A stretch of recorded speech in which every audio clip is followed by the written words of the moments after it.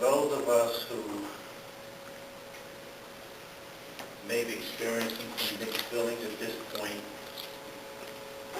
I would like to challenge you to focus in on just setting aside maybe some ill feelings you may have at this point,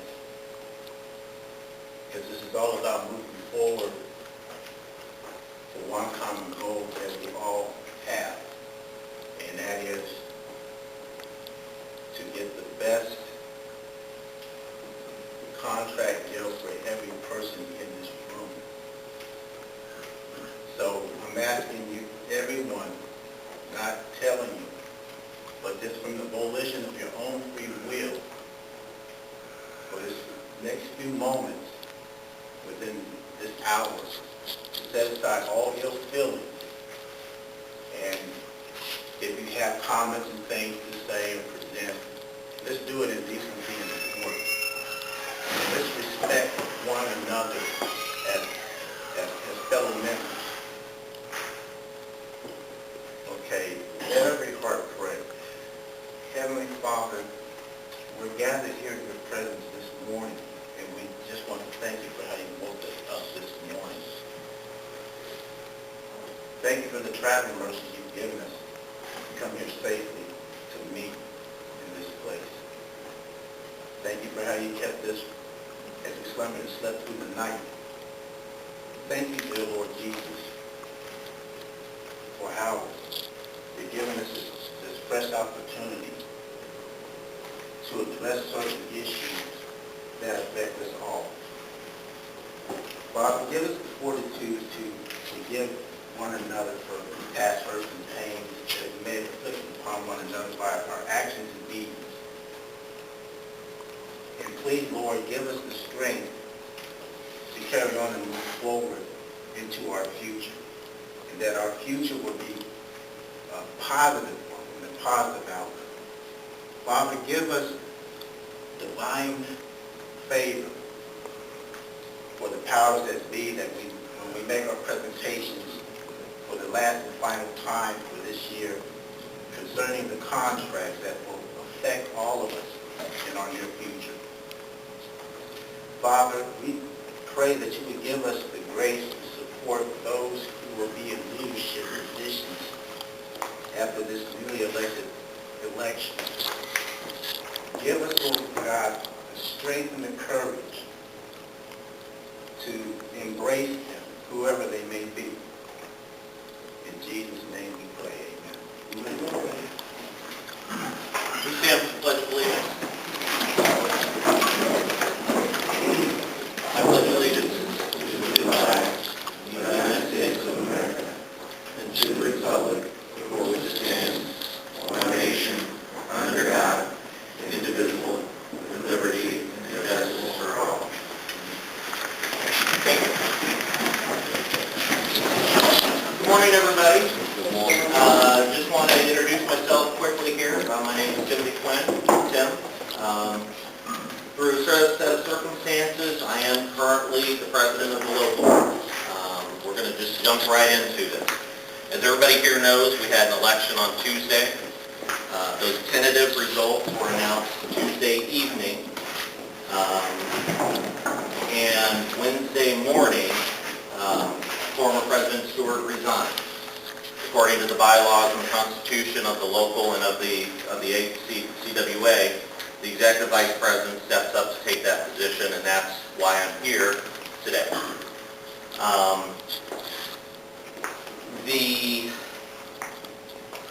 other thing is, once I moved up to the President's position, there then became a vacancy in the Executive Vice President. I approached Mr. Key and asked him if he would be interested in filling that position. He accepted. I then brought it to the Executive Board on Thursday night, and the vote was to approve Kevin's appointment. And again, as the bylaws and the Constitution states, I'm here today to ask for the vote of the membership to accept Kevin Key as the Executive Vice President for this interim time before the election results officially go into effect.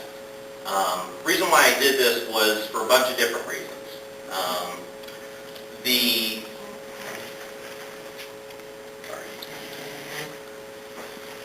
In the interest of moving on, there are issues that I'm trying to work out with my own employer, but regardless of what happens with my position,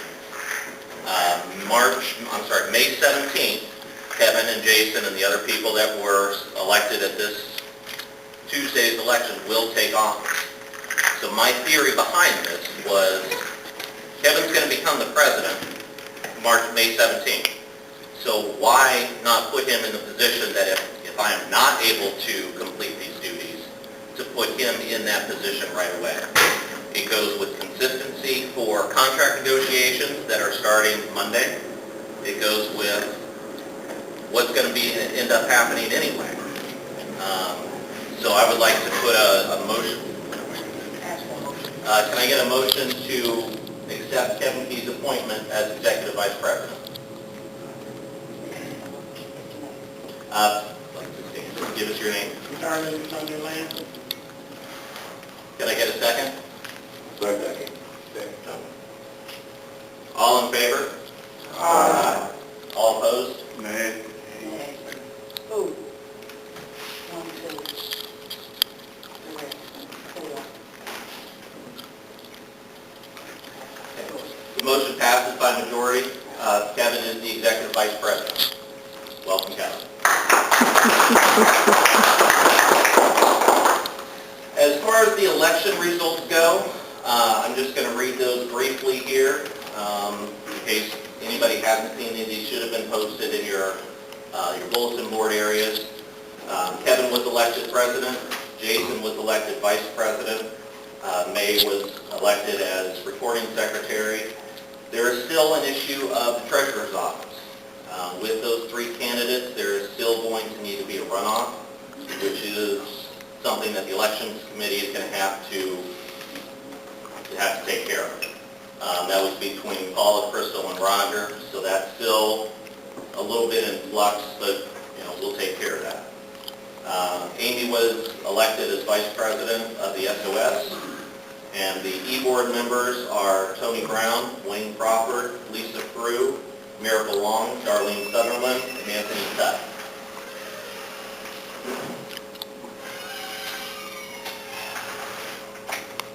So that's what we've got going on. We're in a unique position here, and I think this is something that is going to be good for the local in the long run here. Kevin and I have had some conversations over the last 72 hours that are extremely positive. I think there really is the opportunity here that over the next 25 days, he and I can really bring things back to the way they should be. Harmony, working together as a team, as a group. Contract negotiations again start Monday. The Secretary of State's office, the Chief of Staff, contacted me on Wednesday and has asked for or showed an interest in an accelerated contract talk. That's something I'm looking at and working with them as far as that they actually want to do that. That still remains to be unseen how serious they are, though. At this point,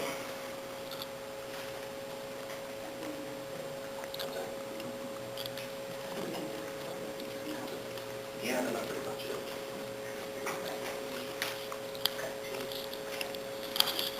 Bear with me here, folks. Thank you.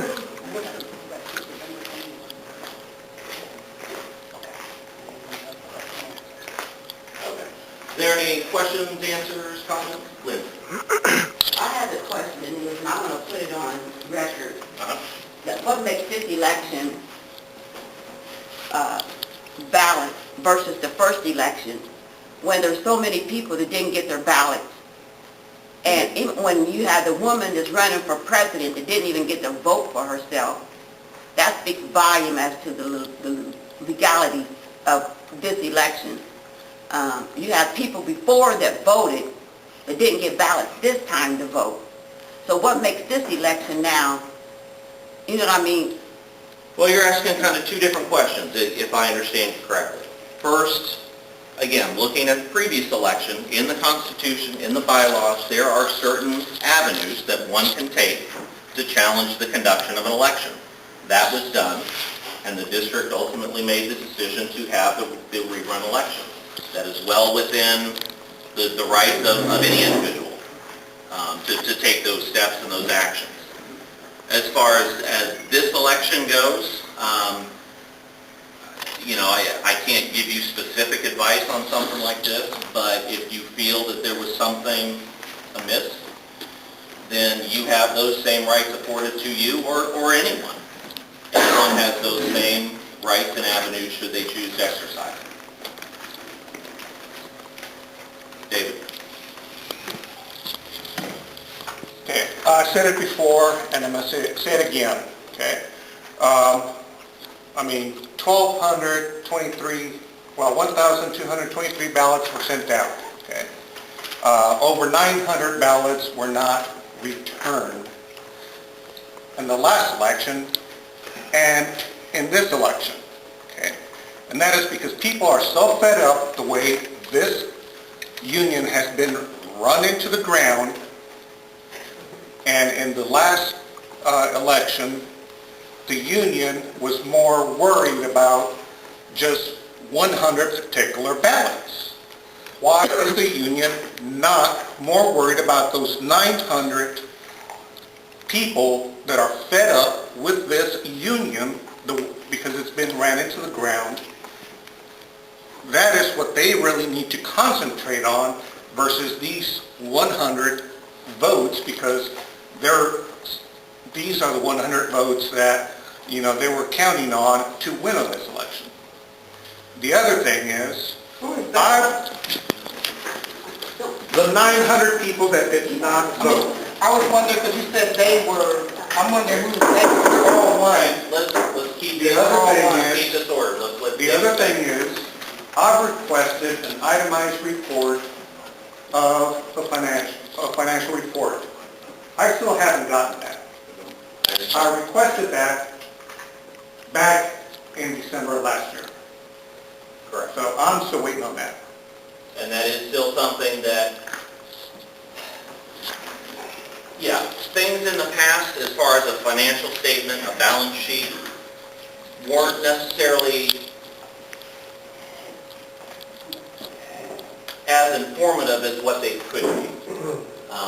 With the chaos and kind of the turmoil of the last 72 hours, that's why there's no treasurer's report here tonight, even the ones that we had, because I had issues accessing the files, getting that information, and that's why there isn't one here tonight. What I can say, and this is something I forgot to mention earlier, is the due settlement check that was with OSU, that was presented to me yesterday afternoon and was deposited in the bank. So right now, that balance is healthy. And that's something we've been waiting for a long time, and that's done. So that due settlement is done. The check's in the bank, and we're in good shape. Yes, sir. You know what? I'm sorry.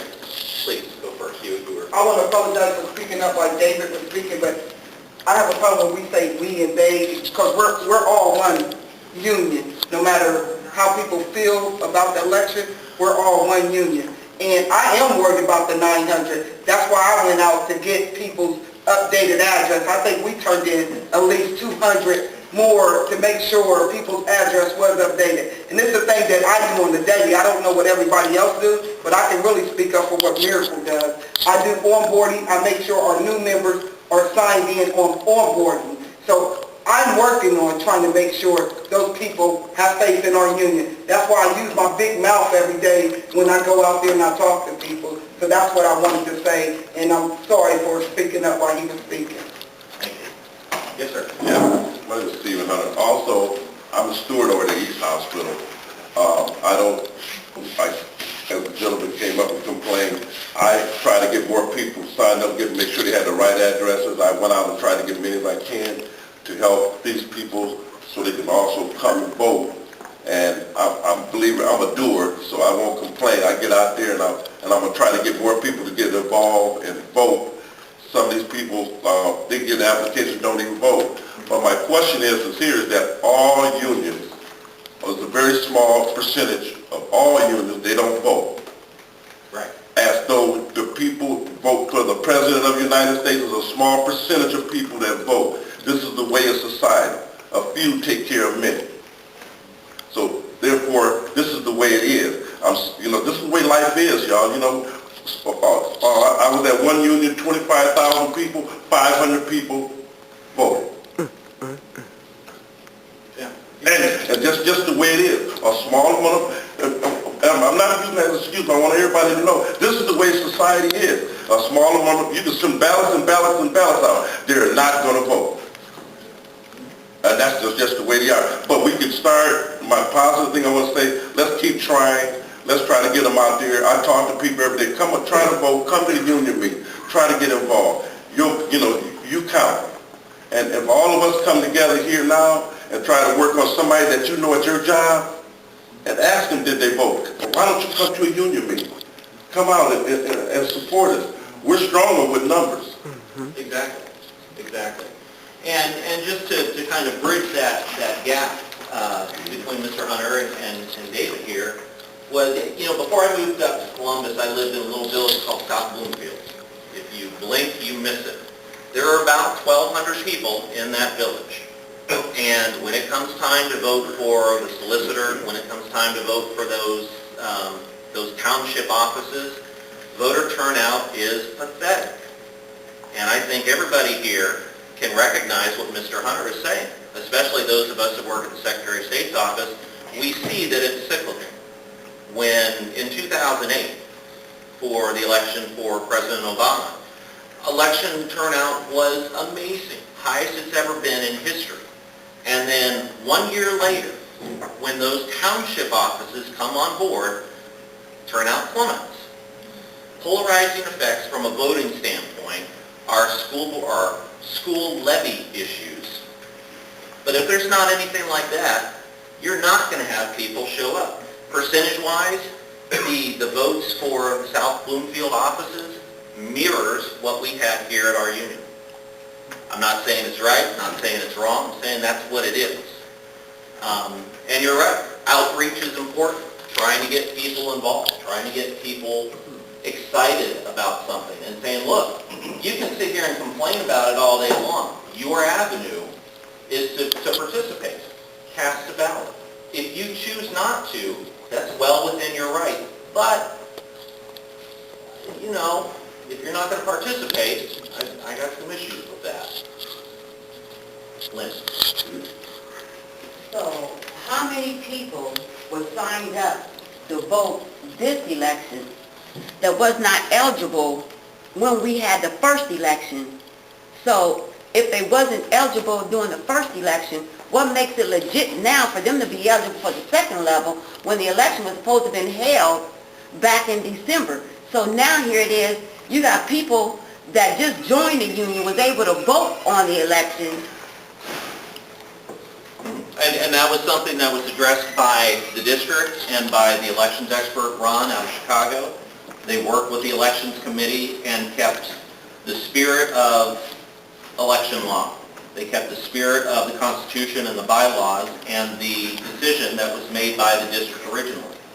They factored all that stuff in, and that's how they created the lists and they mailed out the ballots.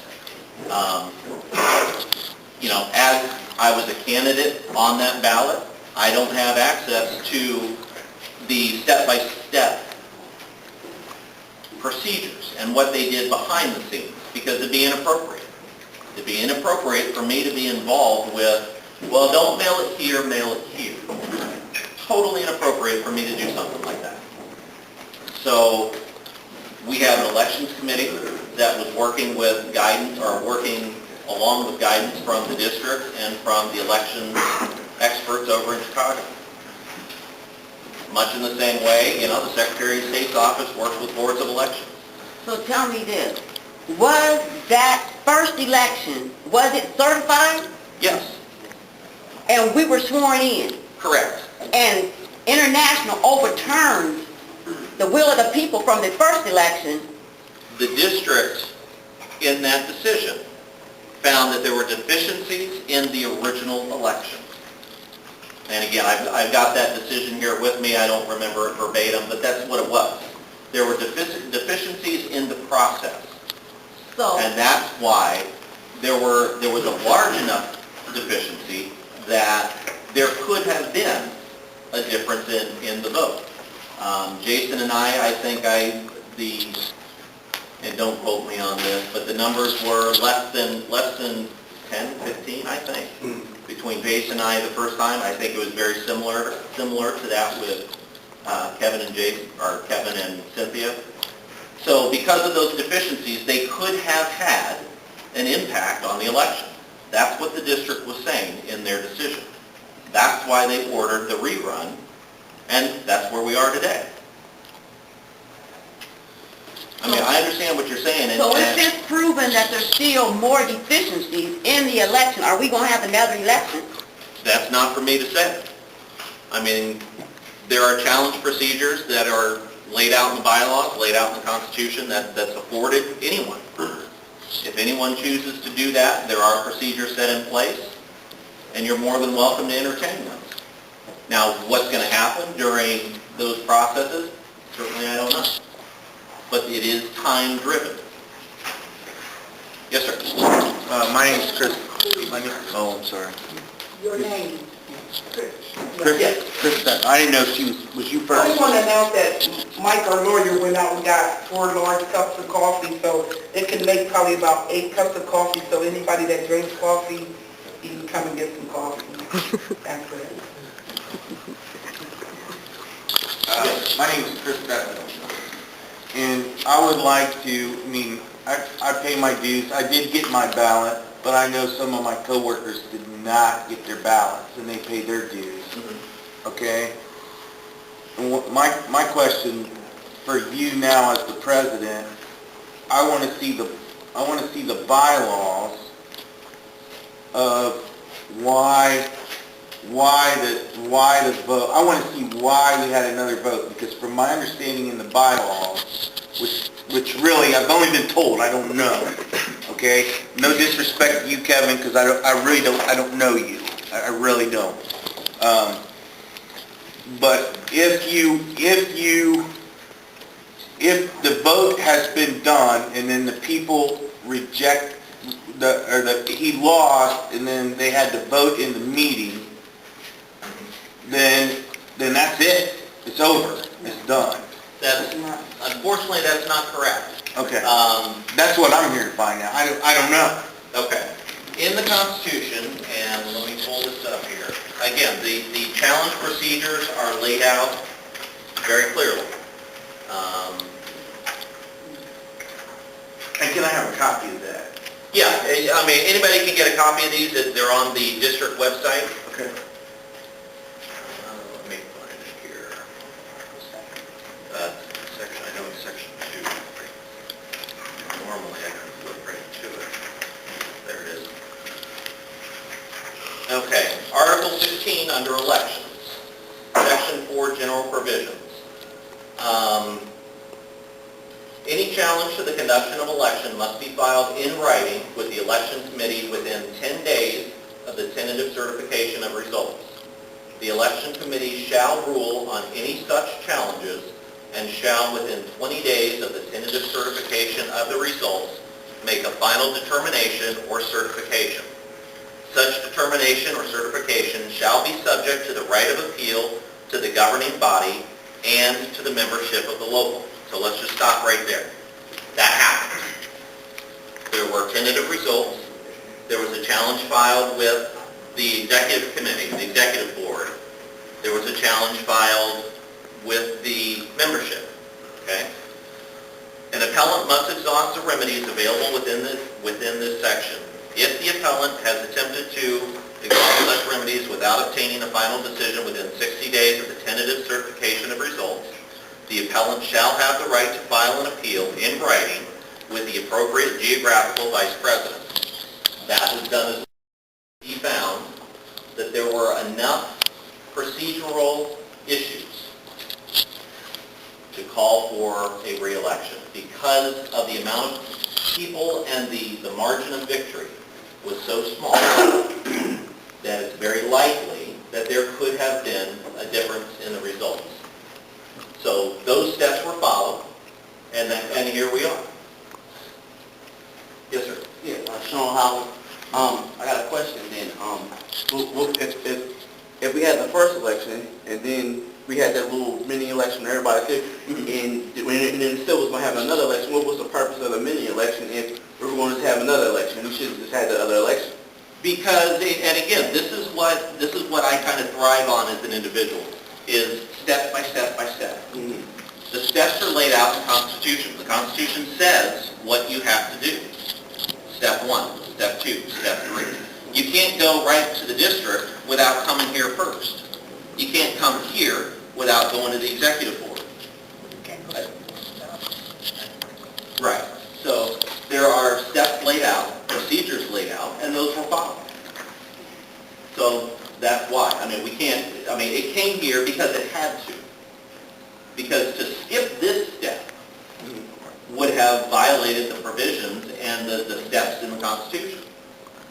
And if this was skipped, I would assume, and again, I'm not going to try and speak for anybody else, but I would think that if this step was skipped, then the result would be, look, you can't come right to the district, you've got to go through the membership first. But that was done. So the next step was the district, and the district made their determination. So, yeah, that's why we can't just go from the tentative results to a rerun. There are steps in the middle that we have to take, and those were taken. Yes, sir. Chris Pujo, student life. I had a couple questions. One, did any of the candidates have observers present during any of the process? I can speak for myself. On Tuesday, I worked 8 to 5 over at the Secretary of State's office. I got here about 5:30. I know Cynthia was here between 8 to 5, basically. We just missed each other. There was also an observer from the district who came down, just to oversee things, not oversee things, but observe. So I'm not sure, Kevin, if you popped in at times, or I think Jason was here. Jason was here. Part of it. So, yes, candidates did have observers here and have that right to do so. Candidates should not be the observers. The federal law allows Candidates to pick an observer to observe the mailing, the pickup, the opening, and the counting of the votes. And I just want to know if that was done by any of the candidates. laid out, if any candidate appointed someone else, not that I'm aware of. But again, there's a little bit different here, I believe it's in the bylaws, where it talks about who can observe. That's federal law. Well, again, reconciling federal law, federal election law. And again, my background here, just a quick thing, I'm going to let Mike take this. Mike? Hi, I'm the attorney for the local, and my understanding is that Bill Bain from District 4 was the observer for the entire process on Tuesday. He was not. Okay. I'm just saying that every candidate's right to take an observer who's present during that entire process. Yes, and I would agree with that. Are you even aware of that? Yes. Yeah, without a question. I mean, that's why I came here and was here from 5:15 to 9:30. Yeah, but you're a candidate. Mhm. Oh. And that's permitted under the bylaws and the Constitution. A candidate can appoint, now I could not observe for someone else that's on the ballot. Like Cynthia could not say, you're my observer. But I, as a candidate on the ballot, can observe myself.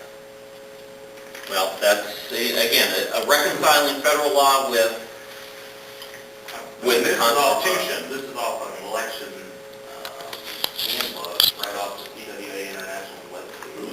How local should conduct elections. It's indicated law. It's all in there. Right, I'm familiar with that document. Okay, and the second thing is there a member of the election committee here that I can ask a few questions? Yes, right behind you. I am, I unfortunately did not receive the ballot. I notified my union steward that I had not received the ballot. She took my information down, turned it into the local. This was on Friday. They called me Monday, confirmed my information, told me another ballot would be mailed as soon as possible. Friday, within the Friday before, within last Friday, I still had not received it. I called the local again. I was notified that the ballots were not mailed out here. There was nothing they could do.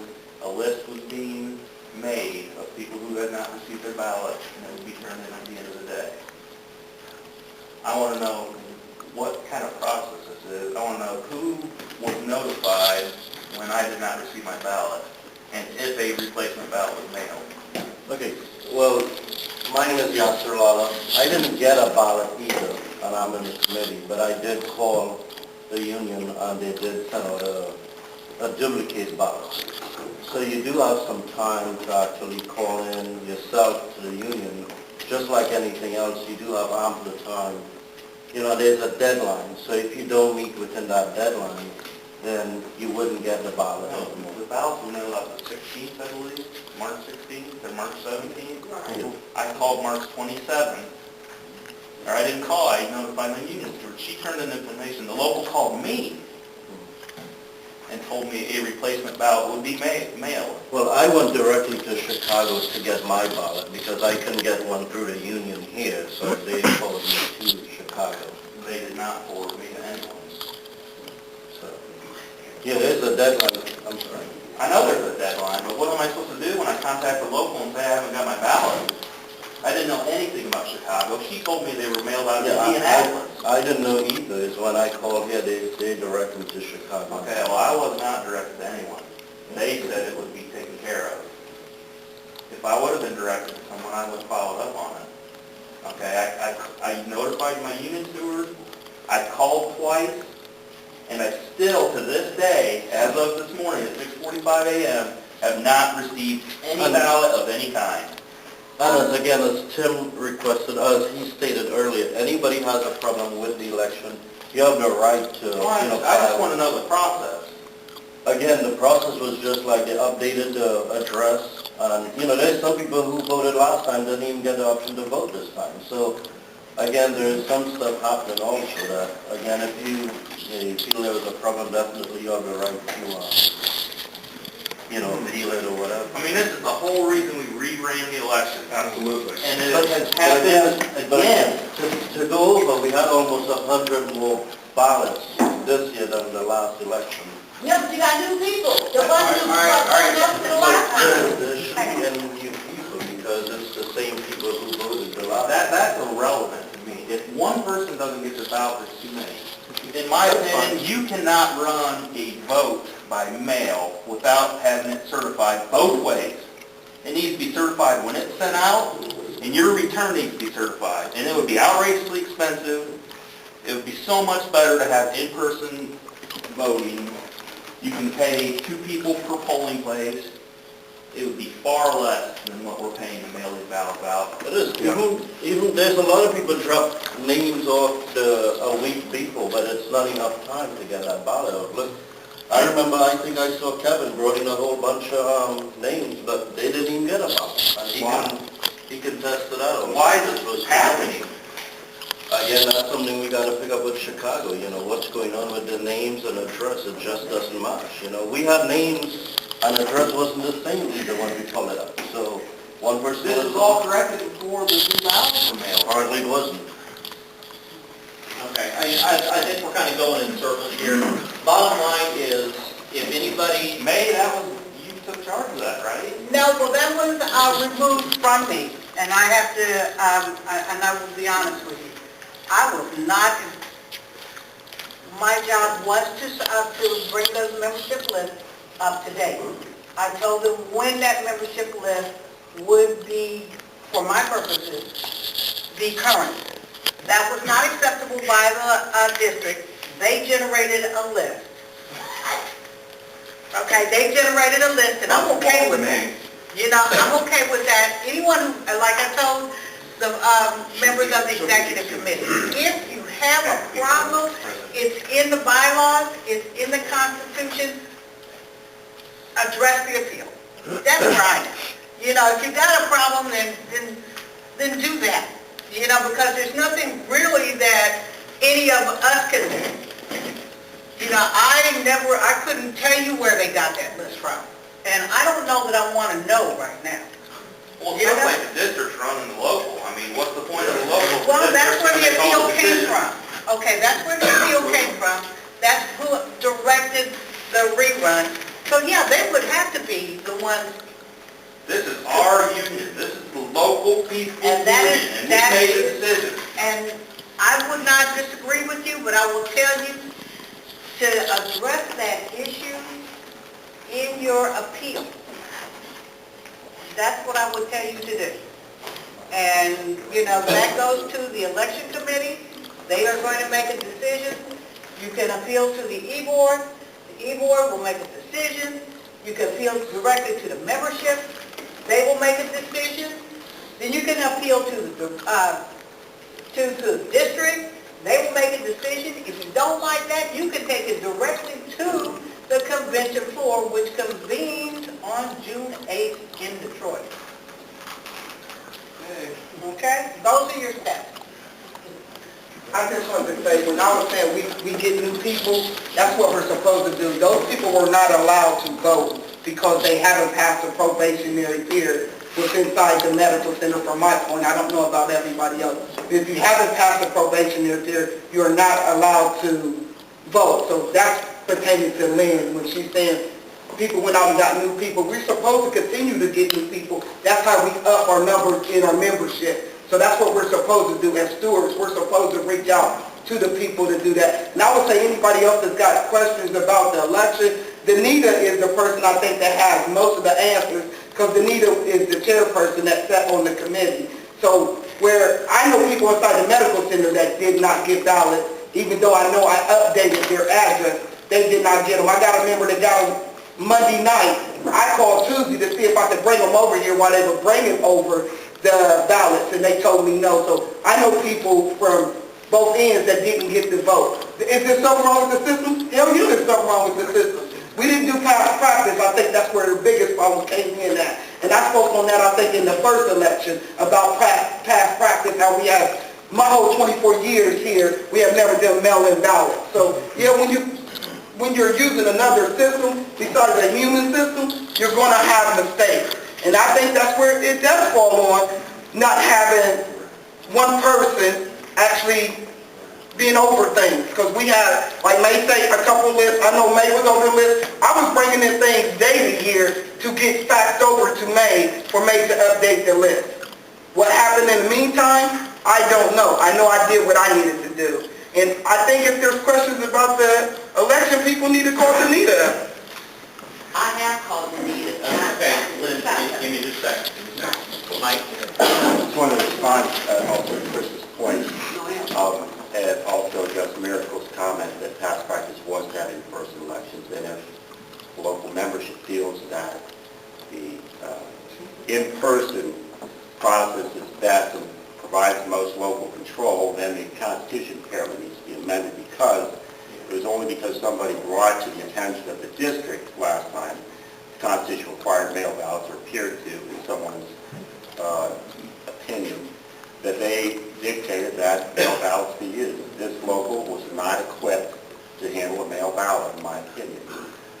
And therefore, if the best interest of the local is served by an in-person ballot, then an amendment needs to be made to the Constitution. The local has that ability to do that, but it has to be followed. And the proper procedures for amending the Constitution have to be followed. Motions have to be made, votes have to be taken, notices have to be given, that the matter be considered at the next membership meeting. So if that's the will of the people, then that's what needs to happen. Give me just a second, tell me, Mr. Hunter?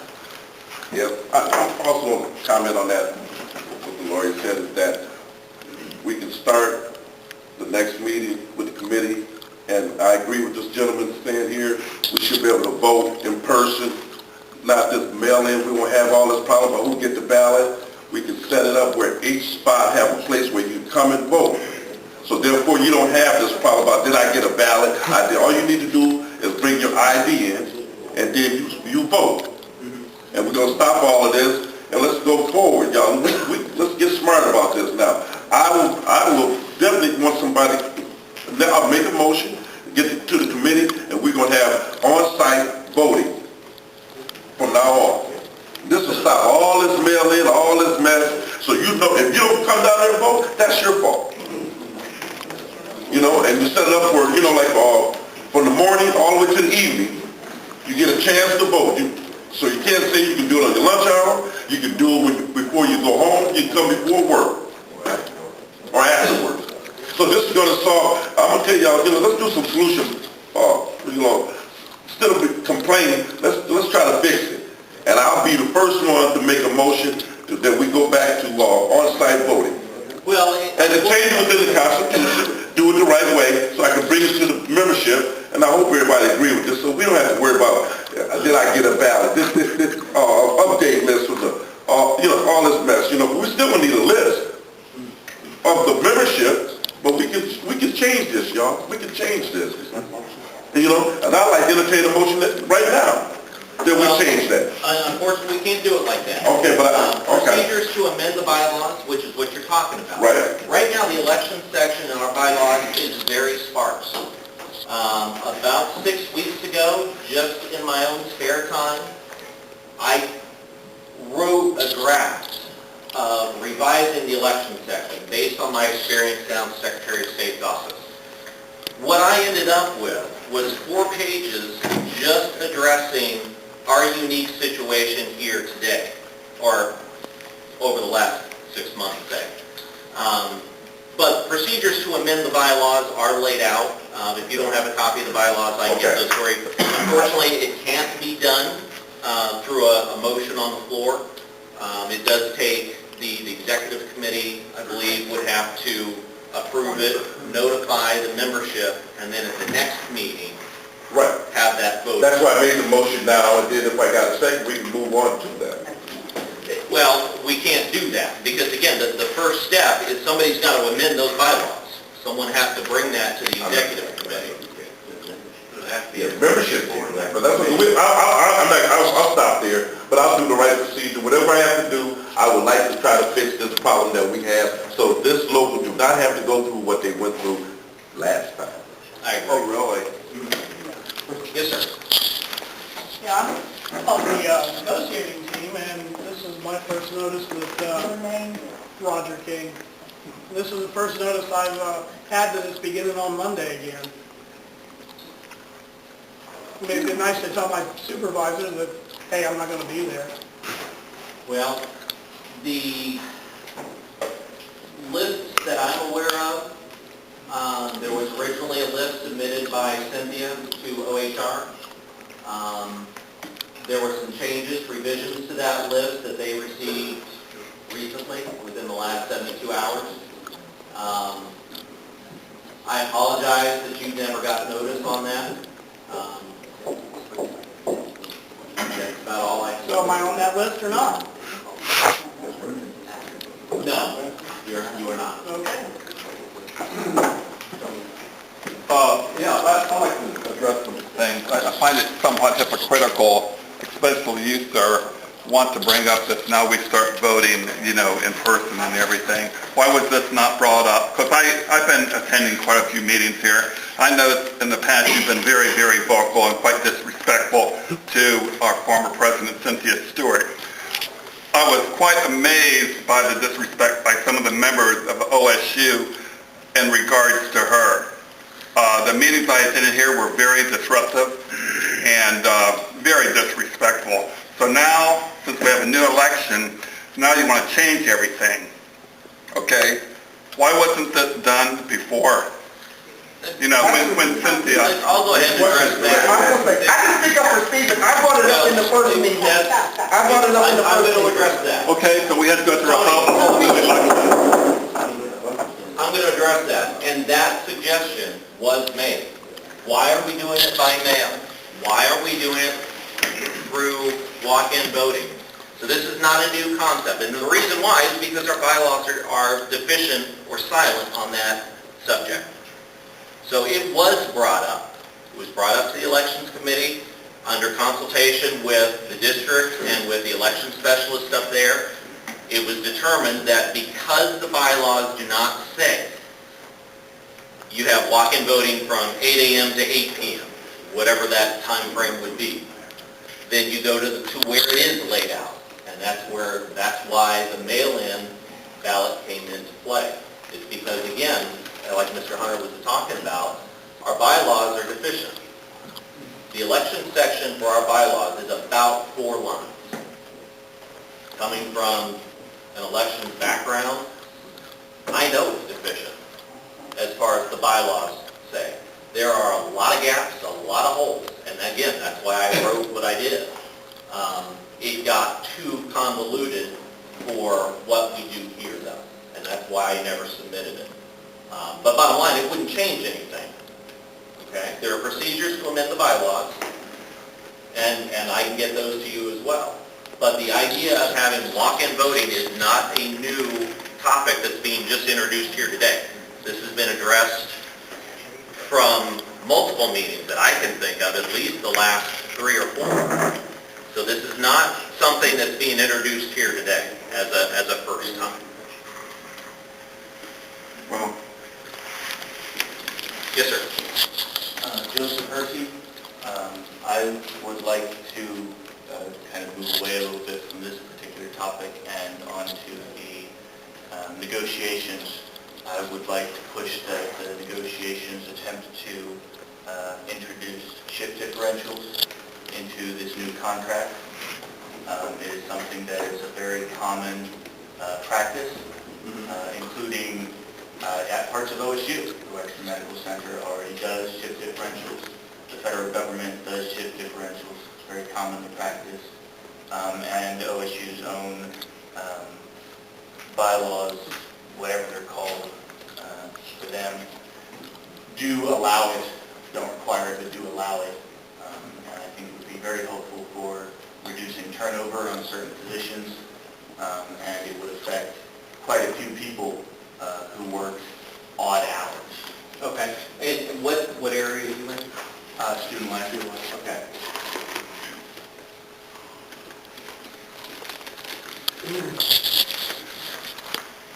And that's definitely something we'll take under advisement. Yes, sir. Kareem King, I heard you mention that the negotiation team, that list has changed, because my name was also on that list. Can you tell me who composed that list up and what are the changes? When I appointed Kevin, the executive vice president, I asked him to look at the list and make any changes he felt were appropriate. Reason why I did that was I'm very methodical. I like things, I want something to be as a sure bet as possible. And I'll be honest with you, I don't know a lot of you personally. I don't know what a lot of the issues are that you want to see addressed in these contract negotiations. I feel Kevin has that experience, and he's more than able, more than capable to make those determinations. I put,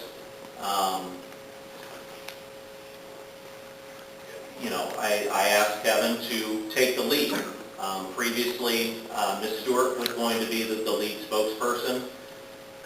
In my position here, I don't feel as if I would serve the members the best as the lead spokesperson because of my lack of experience, and I'm not afraid to admit that.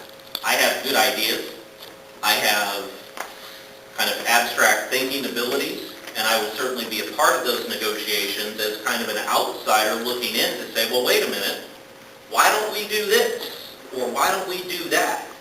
Something that those that are closest, the closer you are to an issue, a lot of times, the harder it is to see. So who's on the list? I actually do not have a printout of that list. My name was on the list. As we speak, myself, Tim, another driver, we are going to work and we're receiving 25 cents less on our pay as I currently speak. So they're going to have to go back and retroact that for some drivers 2-3 years, myself 2 years, for Tim a couple of years. That includes overtime and everything. You're right, and that's where there's a direct correlation with our arbitration at the Secretary of State's office. It's very similar. We're essentially due this raise from July 1, 2012. Things like this aren't going to happen over the course of a weekend or the course of a week. It's going to take time for OSU to wrap their own heads around the issue. And it is definitely something we're working on, and I mean, what's the time since they submitted? It's been going on for like at least 2 to 3 years now. And had it not even been brought to their attention, they weren't going to say anything. It's a question of, you know, it's not even right. I had not even brought this attention to HR. Ty Hunter was not going to say anything. They were going to continue to let this contract expire. Who knows? They could have took this out of the next contract coming up. They could have took the raise out. that's not going to change the fact that you're due this quarter. And again, that's the exact same situation that we got down at Secretary of State's office. If they don't take care of their obligation under this arbitration decision before the end of the contract, it just doesn't go away. Right. They still have a responsibility to make things right, the same way that OSU does for you guys, without a question. And we're going to take care of that. You're speaking about continuous service rate. Right. I do want to say that over the 1,800 some plus members that we have, and we have no way of knowing if they have any glitches that occurred, I guess, through the computer system, through the payroll system, as things are ran. And so that continuous service article has been in the contract now, maybe going into its 10th year or longer. But what has to happen whenever, say, a individual may not receive that continuous service rate, no matter whether he or she has the 10-year or whether it's the 5 or 15 or 25, sometimes they too have to be aware and knowledgeable of that particular continuous service rate. And so when you miss it, if you are looking out for that particular raise, and your department or it got caught up in a glitch, when you miss it, you help your rep, you help membership, your leadership know, hey, I know I was doing 25 this year, I knew I was doing 15 year, I knew I was doing my 5 this year, you make them aware that you didn't get it. That starts the process of us being able to see, hey, we understand that Kareem didn't get his over in transportation. We understand it didn't happen over here. But due to the fact of the numbers you all being all spread out as you are, sometimes you got to ring that bell.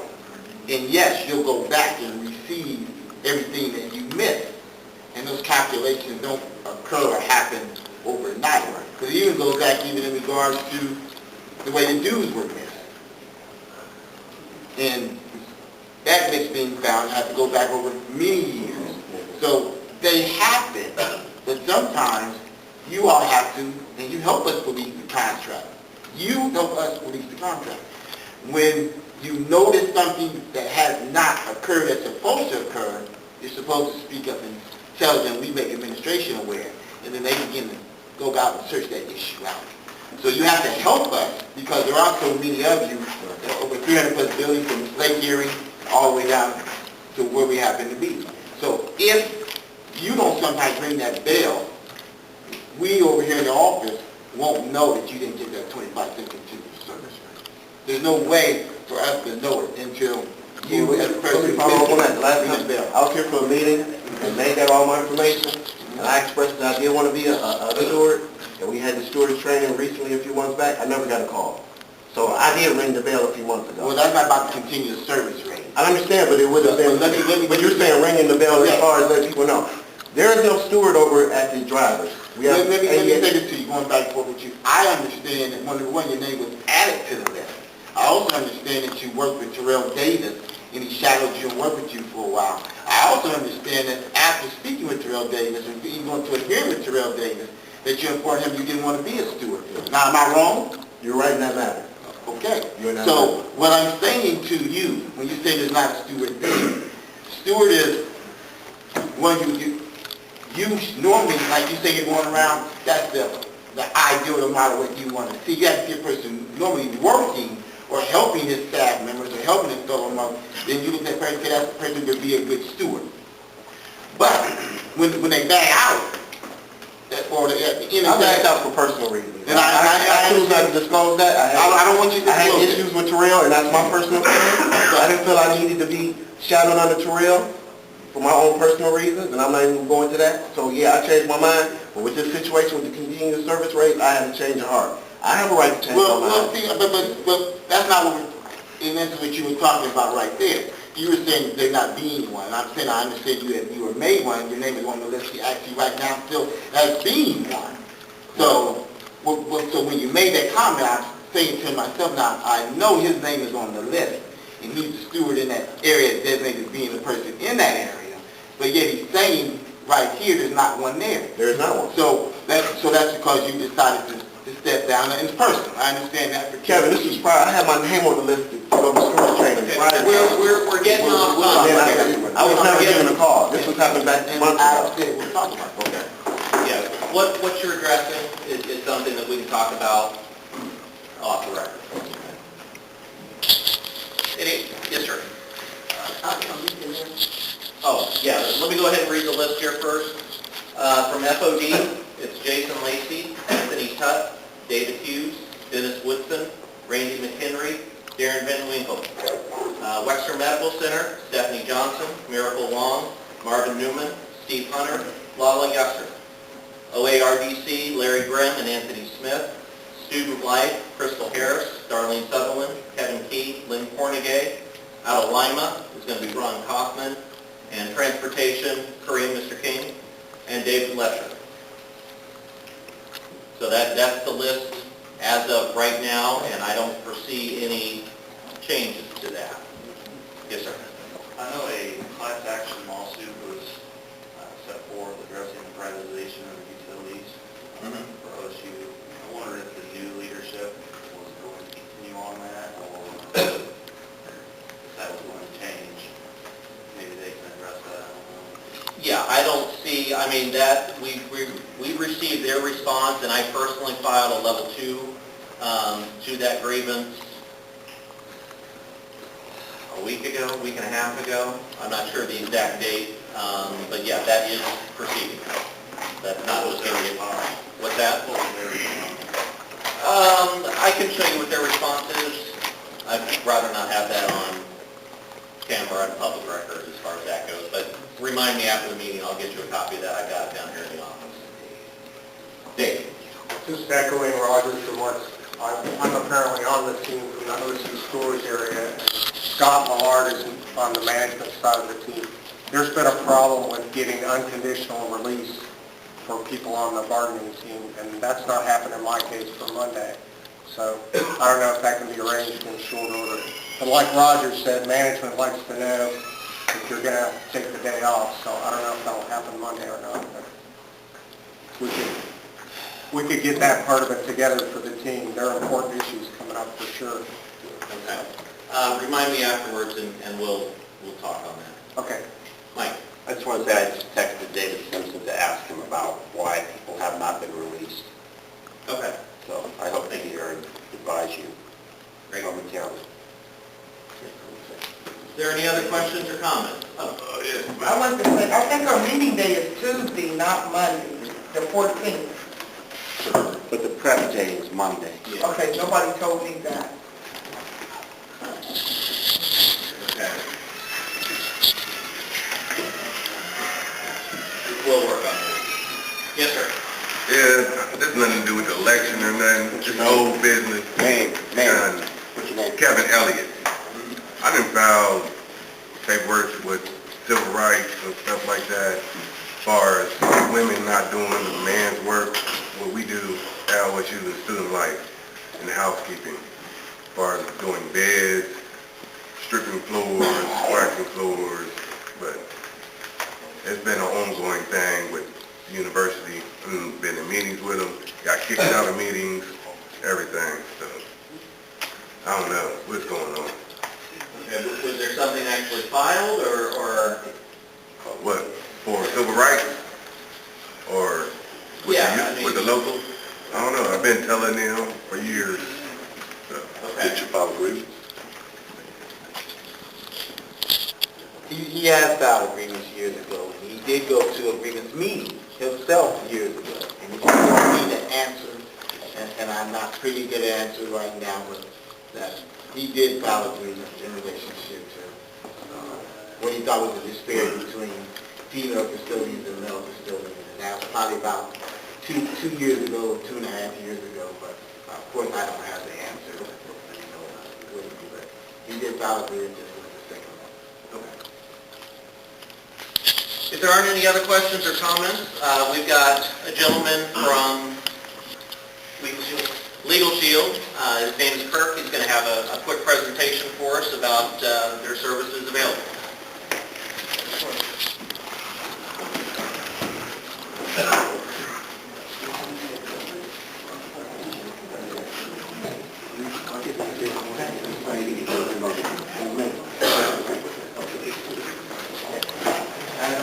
I'll introduce myself. My name is Kurt Sheriff. If you didn't hear him say that, I'm with Legal Shield here. And I myself am a Columbus resident and a Chicago. And a Chicago native. And I'm excited to be here. I just wanted to thank Tim and Cynthia for allowing me to come back in. Kurt Sheriff, C-H-R-E-P. I was in here about a year ago in May. That was when Kevin and the late Richard were running the union here, and I just wanted to thank them for bringing Legal Shield into all of you because they saw the benefit of it and how it could benefit all the members and how it could be of value to all of you. So, you guys have this, I'll get right into it. What is Legal Shield? It's affordable access to the legal system. So it gives you the ability to pick up the phone and talk to an attorney on any matter for as little or as long as you want and not receive a bill afterwards. So instead of the typical hourly cost, $200 to $300 an hour to talk to an attorney, it's a low monthly fee to have unlimited access to your own law firm. So who's the law firm are we working with? Here in Ohio, it's McGuire and Schneider. They're a top-rated, AV-rated law firm, actually right here in Columbus. And we work with one or two different law firms in every state across the nation. So we're covered nationwide. So if you open this up right here in the middle, right there, it starts listing some of the benefits. One of the first bullet points there is advice. So you can call in, like I was saying, and talk as little as long as you want on any sort of matter, and won't receive a bill afterwards. So if any of you could, talk to an attorney, you would probably pick up that phone if you're not going to be charged or somebody else is paying the bill, right? So there's many ways you could use that. The second bullet point there, letters and phone calls on your behalf. That's another way we help you out. Quick story there. My father actually, he had a dispute with the local gas company in Chicago, Nicor Gas, if you know who they are. But he opened up one of his bills and saw there was about a $20 fee on there for something he wasn't familiar with. So he called in to Nicor, asked them, hey, what's this? They said, oh, that's basically an appliance maintenance fee. I don't remember signing up for that. What is that about? And so they told him what it was. He's like, I definitely didn't sign up for that. How long have I had this? They said about however long it was, 8 years or so. So I've been paying this for 8 years. Oh, I'd like that money back. My dad, Mr. Sheriff, he said, hey, Mr. Sheriff, we can't give you all that money back. Well, at least we'll give you about a year back. All right, who's your supervisor? He gets back, manager, supervisor, all that, and they tell him, all right, we'll give you $500 back. How does that sound? He goes, all right, well, where do I direct my attorneys to speak to? So next call he makes is over to Legal Shield, tells them the situation. They say, hey, how much do you think they owe you in total? He adds it all up. Legal Shield sends a letter over to Nicor Gas. It goes to their legal department, not the customer service department. As many of you know, it's sometimes customer no service. But, Excuse me. You said many times, not all the time. Many times. But a couple of weeks back, pass by, you get the letter back from NICOR, yes, and then checking it for $2,000. So I paid for quite a few years of the service right there in itself. But he wouldn't have been able to do that without access to a law firm. Third point down there, contract and document review. They'll go over contract or document up to 30 pages, tell you what's in there, what's not in there, what should be in there, and what shouldn't. So you can be well informed about a document, because a lot of times bold print give it, but the fine print take it away. And sometimes most of the time it's written in legal jargon that you might not understand or want to read. Fourth point on there, 24/7 emergency assistance. Would you agree that not always all emergency situations happen within the hours of 9 to 5, Monday through Friday? Some things happen outside of that. So with Legal Shield, you have access. Let me get this thing out of my pocket. Oh, no, back pocket. You get a card like this, and has your law firm on there, the number, your membership number. On the back of it, it says, if it is your intention to question, detain, or arrest me, please allow me to call my attorney immediately. So what is that? That's your Miranda rights right there. You know those. You have the right to remain silent. Anything you say, yeah. You guys are all criminals now. But another point on there is that in your Miranda rights, you have the right to an attorney, but how many people have access to it right then and there on the spot? So it gives you access to call them, and within 1 to 2 minutes, you'll have an attorney on the phone right there. You can hand the phone over to the cop or whoever else is harassed or, dealing with you, needs to talk to whatever they're doing. And so that's a powerful piece right there. And another part on there, trial defense services. You had trial hours on retainer. Just in case you're ever sued or named in a lawsuit, you have an attorney. How many people how much money do you have in your, legal defense fund? Probably not much, if any. That's how it is for the majority of people. But with this, you have it on retainer just in case. And there's also expansions to that if you want more hours on retainer. There's things you can add to the service, little riders and whatnot. On the top over here to the right, we have standard will preparation. So a will is anything from $500 to $1,000 typically to get prepared. With our service, it comes with it at no extra cost for you and your significant other or spouse. It's covered under the membership as well. So a lot of people see that as the right benefit right there and pays for the membership itself. We also have motor vehicle services on the lower part right there. And out of the kindness of my heart, I have thoroughly tested this area and gotten a few traffic tickets and whatnot. But just recently, I got a ticket while I was driving through Illinois, back in my hometown. And but I'm here living in Columbus, so my trial date was when I was here and had to work. And so I couldn't go back into Illinois without missing work to do that. So what I did is I called into the law firm, sent them the ticket, they reviewed it, and what happened was they actually had an attorney go out and represent me in traffic court, so I didn't have to take the time to go do that. And what they did is actually reduce the fine and kept the points off my license so my insurance didn't go up. So it was really helpful right there. We also have IRS audit legal services, so if you're ever audited by the IRS, you have an attorney on retainer for that as well.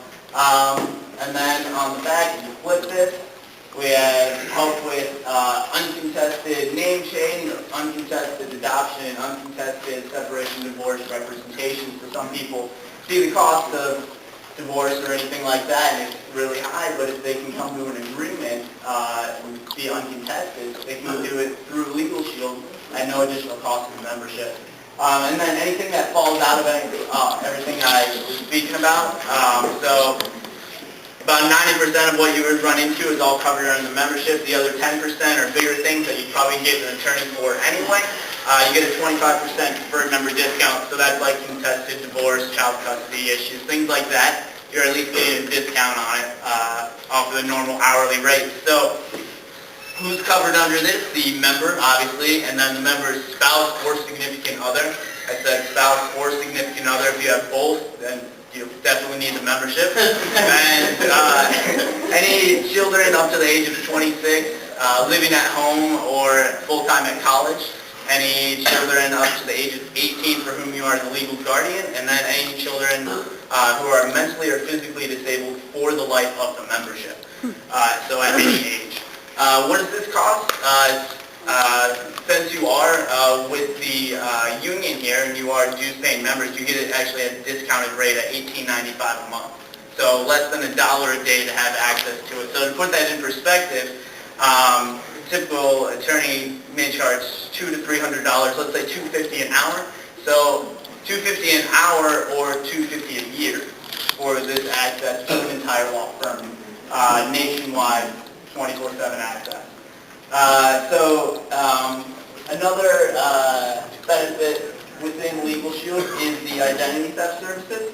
I won't go too much into this, but basically it's covered by a company we work with called Kroll Advisory Solutions, and they have high government clearance. They do background checks for FBI, CIA, military. They've worked with the Kuwaiti government, and as well as helping out in the U.S. with the whole Enron debacle that you've probably heard of. So they're out there protecting your identity, and they're the most comprehensive product on the market today. We're the only ones that have complete restoration services. So you may be familiar with some resolution services like LifeLock and whatnot. The difference between that is, so imagine you go out of town and for some reason your house catches on fire, and the fire department goes and puts out the fire like they would normally, but you still come back and your house is still burnt down. Yeah, it's put out, but you're still left with a burnt house. Restoration, on the other hand, would be if you had a fire, they put it out and then rebuilt your entire house. So that's what they're doing with your identity. They'll go and fix it back to pre-theft status once something happens. So that in itself is $14.95, but if you add it to the legal plan, it's only an additional $9.95 a month. That's about all there is for that, and I told you who was covered. And I will be back there to answer any additional questions. I know I went through this pretty fast. You can talk to me after the meeting.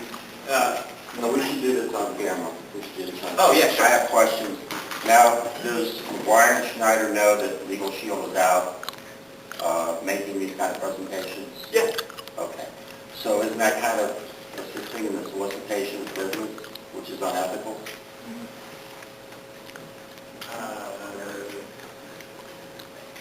I'm not an attorney. Okay. But you're working on behalf of McGuire and Schneider. No, I'm doing it on behalf of Legal Shield. I'm just Which letting you know. McGuire and Schneider would be utilized if Yeah. people sign up, correct?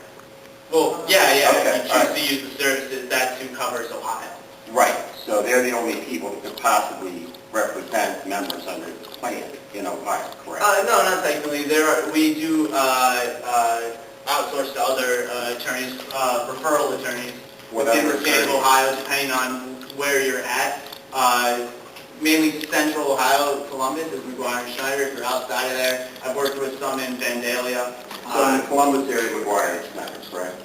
For the most part, yeah. Okay, and so if individual members sign up, other union members will not be protected, correct?